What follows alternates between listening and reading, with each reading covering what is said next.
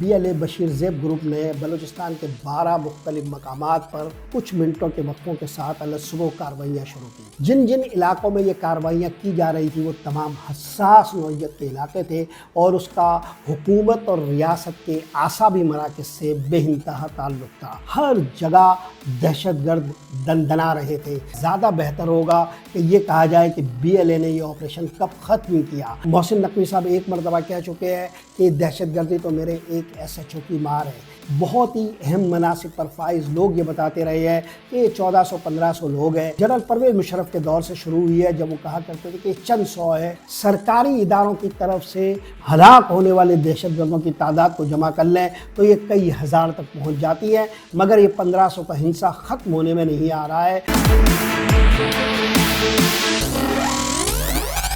السلام علیکم، یہ ہے آئینہ اور میں ہوں محمد طاہر۔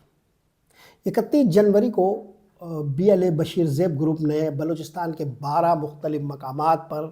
کچھ منٹوں کے وقفوں کے ساتھ صبح کارروائیاں شروع کی۔ 12 مختلف مقامات سے مراد یہ ہے کہ 12 مختلف علاقوں میں 12 مختلف مقامات پر کئی علاقوں میں ایک ساتھ مسلح افراد نکل آئے اور انہوں نے مختلف جگہوں پر کارروائیاں شروع کر دی۔ جن علاقوں میں یہ کارروائیاں کی جا رہی تھی وہ تمام حساس نوعیت کے علاقے تھے اور اس کا حکومت اور ریاست کے اعصابی مراکز سے بے انتہا تعلق تھا۔ بلوچستان کے مختلف اضلاع مستونگ، لوشکی، قلات، تربت اور نہ جانے کتنے علاقوں میں ایک ساتھ دہشت گرد کارروائی کر رہے تھے۔ بلوچستان کا جو دارالحکومت ہے کوئٹہ، وہاں بھی تمام اعصابی مراکز کو مسلح افراد نے ہلایا۔ آپ اندازہ لگائیے، کوئٹہ دارالخلافہ کے جو اہم ترین سڑکیں ہیں، سریاب روڈ، ہزار گنجی اور وہاں سے سیدھے ریڈ زون سے متصل جو عیدھی چوک ہے، ہر جگہ دہشت گرد دندنا رہے تھے۔ نہ صرف یہ بلکہ کوئٹہ میں موجود ایک اہم ترین رپورٹر جو واقعات کو پوری طرح جانتے ہیں اور برسوں سے دہشت گردی کی ان کارروائیوں کو کور کر رہے ہیں، ان سے جب میں نے پوچھا کہ کیا صورتحال ہے بلوچستان کی، کوئٹہ کی، تو انہوں نے مجھے بتایا کہ کوئٹہ میں ریڈ زون کے اندر موجود ایک افسر سے جب ان کی بات ہوئی تو انہوں نے کہا کہ وہ آزاد بلوچستان کے نعرے اپنے گھر میں سن رہے ہیں، یعنی ریڈ زون کے اندر بھی وہ دہشت گردوں کے نعروں کی گونج کو سن رہے تھے، محسوس کر رہے تھے اور بیان بھی کر رہے تھے۔ نہ صرف یہ بلکہ میں نے جب میرے انہی دوست سے جن کا نام میں بوجوہ نہیں لے رہا، ان سے یہ پوچھا کہ یہ جو آپریشن ہے پورا وہ سیکیورٹی اداروں نے کب کلیئر کیا، تو انہوں نے کہا زیادہ بہتر ہوگا کہ یہ کہا جائے کہ BLA نے یہ آپریشن کب ختم کیا۔ ان مختلف اور متضاد دعووں کے درمیان حقائق کو جاننے کی کوشش کریں اور صرف سرکاری ہندسوں پر انحصار کریں تو خود سرکاری ذرائع سے ہمیں بتایا گیا کہ 31 جنوری سے 2 فروری تک 177 دہشت گرد مارے گئے اور جو تسلیم کیا گیا وہ یہ کہ 16 سیکورٹی فورسز کی شہادت ہوئی ہے۔ اسی طرح 33 کے قریب عام شہری بھی اس میں شہید ہوئے ہیں۔ تو اگر ان ہنسوں پر انحصار کیا جائے اور دوسری طرف سوشل میڈیا پر جو دہشت گردوں کے دعوے ہیں اور ان کے جو ہنسے اور آنکڑے ہیں جو اس سے بالکل مختلف ہیں، ان کے سائز کو دیکھا جائے تو اندازہ ہوتا ہے کہ یہ معاملہ کتنا زیادہ خطرناک، پرپیچ اور پیچیدہ ہو چکا ہے۔ یہ پہلا موقع تھا کہ بلوچستان کے مختلف علاقوں میں دہشت گردوں نے ایک ساتھ کارروائیاں شروع کی تھی اور صرف یہ چند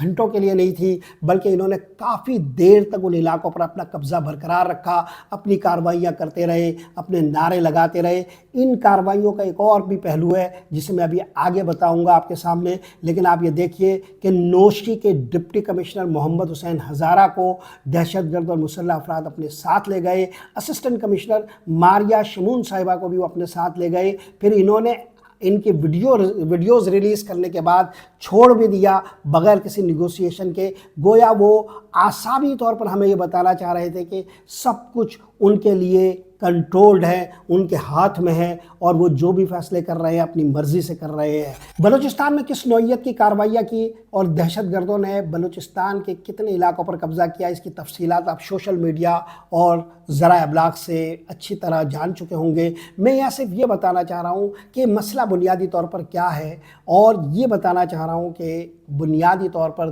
دہشت گردوں نے ان کارروائیوں سے حاصل کیا کیا۔ مسئلہ یہ ہے کہ ہم اس مسئلے کی درست تفہیم نہیں کر پا رہے۔ مسئلے کو نہ سمجھنا ہی اصل میں ایک مسئلہ ہے، اور ہم اس مسئلے سے رٹے رٹائے فکروں اور روایتی بیانیوں اور پامال جملوں کے ذریعے نمٹ رہے ہیں۔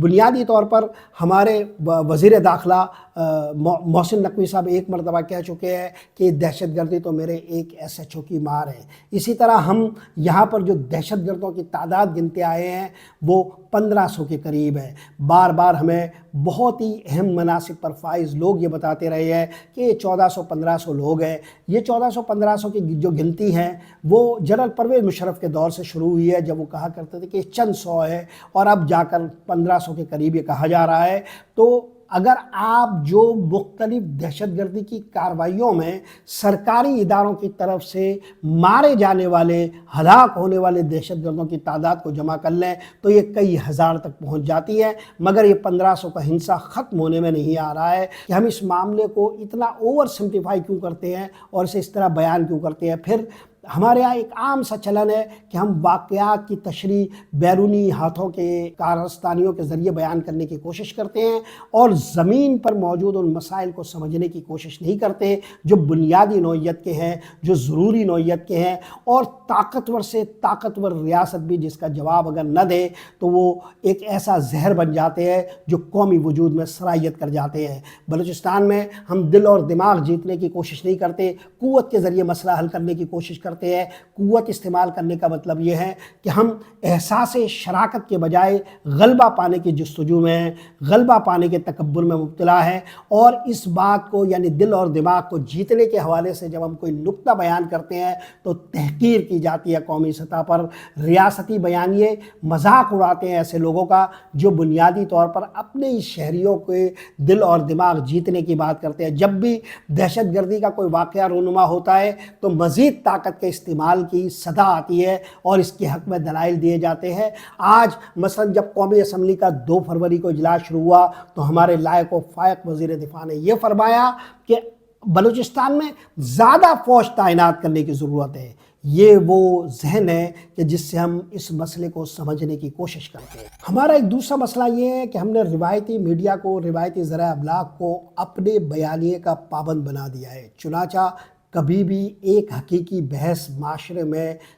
قومی سطح پر ہمیں نظر نہیں آتی۔ جب آپ رٹے رٹائے فکروں سے اور پامال جملوں سے ایک قومی موقف کی تشریح بار بار ایک ہی انداز میں بتکرار کرتے رہیں گے تو وہ اپنا اثر کھو دے گا۔ ایک کھلی بحث جس میں نکات بالکل آزادی سے بیان کیے جائیں اور جس میں بحث بالکل کھلی ہوئی ہو اور جو حقائق ہو اس پر دو ٹوک بات کی جائے، مسئلے کی حل کی طرف ہمیں لے جائیں گے۔ مگر ہمارا جو ایک روایتی کلیہ ہے کہ گفتگو کے تمام دروازوں کو بند کر دیا جائے اور اس طرح معاملے کو آسانی سے حل کر لیا جائے گا، یہ کبھی مؤثر نہیں رہا، یہ ماضی میں کبھی مؤثر نہیں رہا، یہ مستقبل میں بھی کبھی کارآمد نہیں ہوگا۔ اب آپ دیکھیں کہ جب یہ وقوع ہو رہا تھا اور 31 جنوری کو جب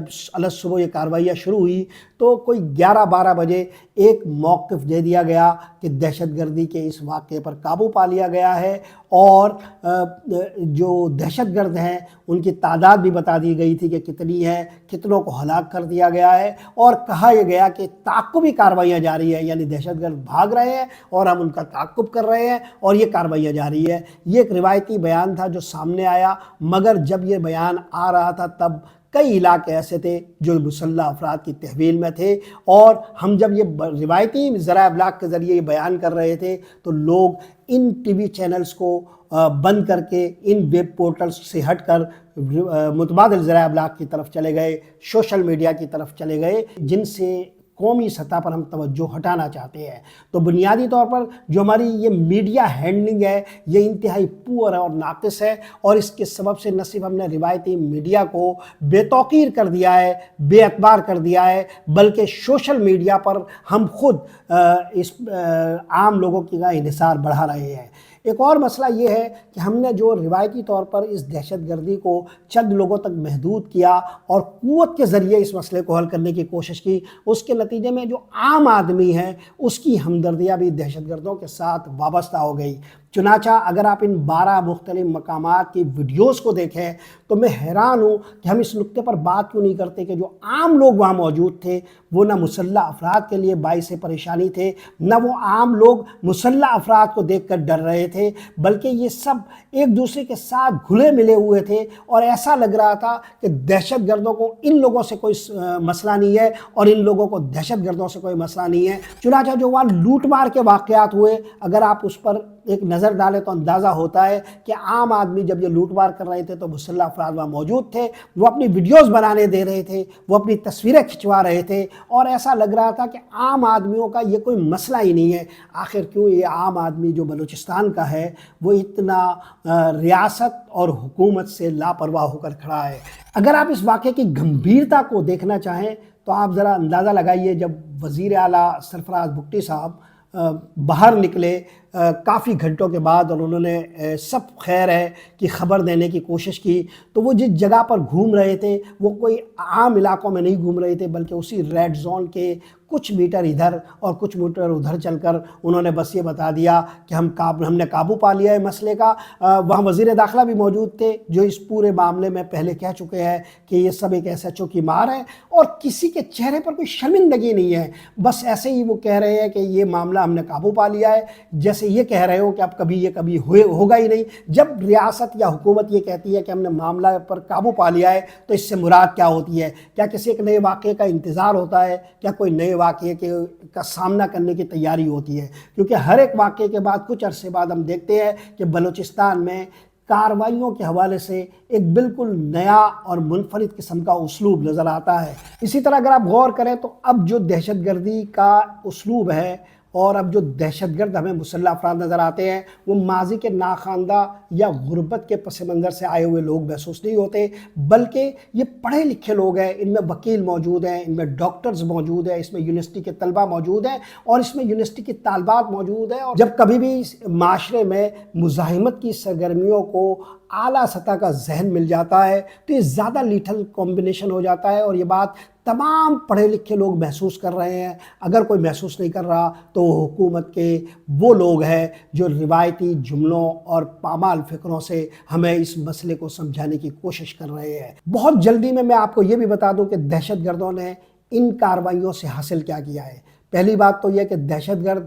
کسی علاقے میں جب اس طرح کی کوئی کارروائی کا تھیٹر سجاتے ہیں تو وہاں رکنے کے لیے نہیں آتے، وہ تھوڑے عرصے کے لیے آتے ہیں، وہ حکومت کی رٹ کو چیلنج کرنے آتے ہیں۔ یا حکومت کی رٹ چیلنج ہوئی اور کئی علاقوں میں ہوئی اور ایک ساتھ ہوئی۔ اب جب آپ کلیئر ہونے کا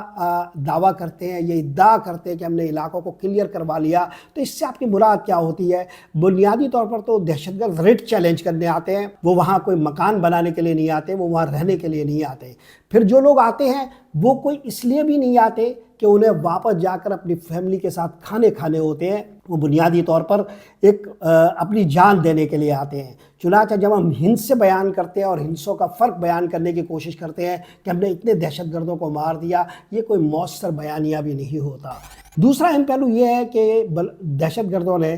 پوری دنیا کو یہ پیغام دیا ہے کہ بلوچستان میں امن ہمارے بغیر ممکن نہیں ہے۔ اور تیسرا اور آخری اہم پہلو یہ ہے کہ بلوچوں نے ان دہشت گردی کے اس بڑے تھیٹر کو سجا کر بلوچ نوجوانوں کو متوجہ کیا ہے کہ اب جو نجات کا راستہ ہے وہ ہم ہے اور کنٹرول ہمارا ہے۔ چنانچہ ان واقعات کے بعد ایسی ویڈیوز سامنے آئی ہے جس میں وہ بلوچ نوجوانوں کو متوجہ کرنے کی کوشش کر رہے ہیں۔ رٹے رٹائے فکرے راہ نجات نہیں ہے، ہمیں ایک اصولی اور حقیقی اور ٹھوس موقف اختیار کرنے کی ضرورت ہے۔ قومی سطح پر اس پورے مسئلے کو اچھی طرح سمجھنے کی ضرورت ہے، ٹولنے ٹٹولنے اور کھولنے کھنگالنے کی ضرورت ہے۔ اور یہ جو روایتی قسم کا بیانیہ ہے کہ دہشت گردی کو ہم نے قابو پا لیا ہے اور دہشت گرد ہے کیا، اور یہ 1400-1500 لوگ ہیں اور یہ ایک ایس ایچ او کی مار ہے اور یہ فتنہ الہندوستان ہے اور یہ فلاں ہے اور یہ فلاں ہے، یہ اس مسئلے کا حل نہیں ہے۔ بلوچستان کے مسئلے کا حل بلوچستان کے مسائل کو حل کرنے میں ہے اور یہی وہ واحد راستہ ہے جس میں صرف قوت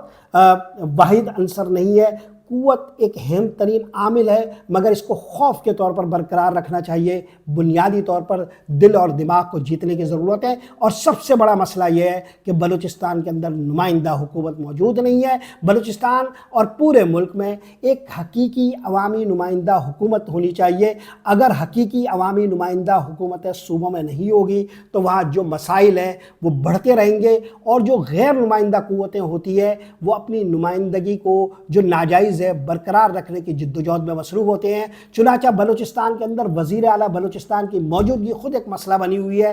آصف علی زرداری صاحب وزیر اعلیٰ بلوچستان کو تبدیل کرنا چاہتے ہیں، جبکہ یہ جن لوگوں کے پسندیدہ ہے وہ انہیں برقرار رکھنا چاہتے ہیں۔ ایک نیا مسئلہ ہے سندھ کے اندر۔ سندھ کے اندر بہت سارے معاملات ایسے چل رہے ہیں جس میں بلوچستان کی وزارت اعلیٰ کو ایک بارگیننگ چپ کے طور پر استعمال کیا جانا ہے، اور جب سندھ میں جو مطلوبہ اہداف ہے اس کو حاصل کرنے کے لیے پیپلز پارٹی معول ہو جائے گی تو آصف علی زرداری کی اس خواہش کو پورا کیا جائے گا کہ بلوچستان میں ان کا وزیر اعلیٰ ہو۔ چنانچہ یہ جو اس طرح معاملات چلانے کی ایک کوشش ہے یہ ہمیشہ ناکامی سے دوچار ہوتی ہے، لوگ مایوس ہوتے ہیں، اور مایوسی کی اسی دلدل میں اس طرح کی دہشت گردیاں جنم لیتی ہیں۔ آج کے لیے یہی کچھ۔ محمد طاہر کو اجازت دیجیے۔ اللہ حافظ۔